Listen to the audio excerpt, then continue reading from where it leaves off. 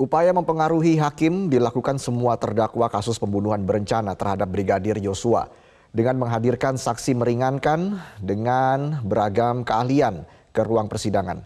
Terakhir, terdakwa Kuatmaruf dan Ricky Rizal menghadirkan ahli hukum pidana dan ahli psikologi forensik.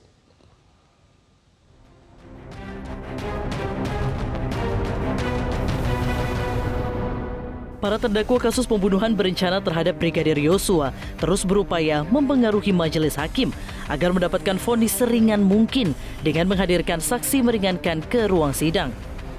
Pada sidang Senin 2 Januari 2023 ini, terdakwa Kuatmaruf menghadirkan saksi meringankan seorang ahli hukum pidana Muhammad Arif Setiawan dari Universitas Islam Indonesia UII Yogyakarta.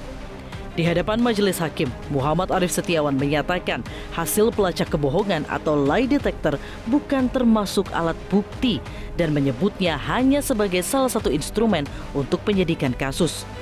Sebelumnya, dalam 2 kali tes poligraf yang dijalani, Kuatmaruf sekali terindikasi bohong dan sekali terindikasi jujur. Kalau lie detector kalau dilihat dalam pasal 184 KUHP itu kan tidak termasuk ada di sana. Karena itu kalau ahli memahami lie detector yang asal muasalnya itu kalau dasarnya itu berasal dari peraturan Kapolri begitu, maka ahli memahami lie detector itu adalah satu instrumen untuk keperluan penyidikan. Nah, itu kan hanya instrumen di dalam pemeriksaan, tetapi ahli memahami itu bukan salah satu alat bukti. Sementara itu, Ricky Rizal menghadirkan seorang ahli psikologi forensik dari Universitas Indonesia, Nathanael Eldaus J. Sumampo. Pada sidang sebelumnya, terdakwa Ferdy Sambo dan Putri Chandrawati sudah 2 kali menghadirkan ahli hukum pidana sebagai saksi meringankan ke ruang sidang. Salah satu saksi meringankan yang dihadirkan pihak Ferdy Sambo, Elwil Daniel, ahli hukum pidana dari Universitas Andalas Padang, juga menyebut hasil tes poligraf tak bisa jadi alat bukti yang sah jika para terdakwa menjalani pemeriksaan dalam kondisi tidak sesuai prosedur. Sebelumnya, dari hasil poligraf, baik Ferdy Sambo maupun Putri Chandrawati mendapat nilai minus, yakni terdeteksi tidak jujur atau berbohong. Sementara itu, dalam upaya untuk mendapatkan keringanan hukuman, pihak Richard Eliezer menghadirkan saksi meringankan dengan latar belakang keahlian yang beragam, termasuk diantaranya psikolog klinis, ahli etika filsafat moral, juga ahli psikologi forensik.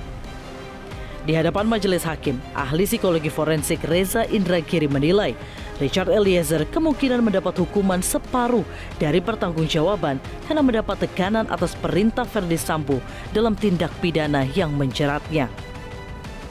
Ketika kognitif kompetensinya ada, yaitu pemahamannya ada, sementara kehendaknya katakanlah tidak ada, maka boleh jadi yang bersangkutan masuk dalam kategori partially responsible, bertanggung jawab separuh atas perbuatannya.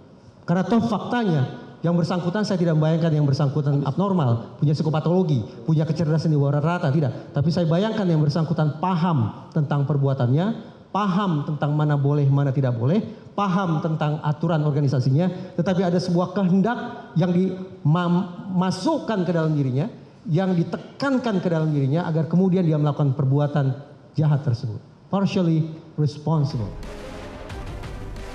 Hadirnya saksi meringankan merupakan kesempatan yang diberikan majelis hakim untuk para terdakwa agar menghadirkan ahli dalam berbagai bidang yang memungkinkan untuk menyampaikan pendapat sesuai keahliannya, dengan tujuan untuk bisa mempengaruhi hakim meringankan hukuman bagi terdakwa.